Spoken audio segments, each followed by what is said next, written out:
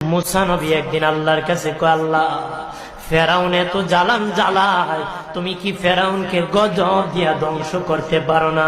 আমার আল্লাহ কয়, মুসা আমি ফেরাউনকে 4টা কারণে গজব দেই না। কয় কারণে?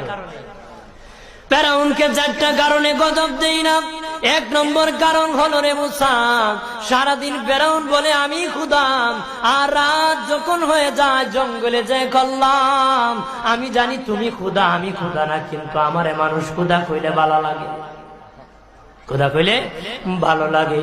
প্রভু, তাই তুমি বিরক্ত হইয়া আমার উপর গজব দিও না।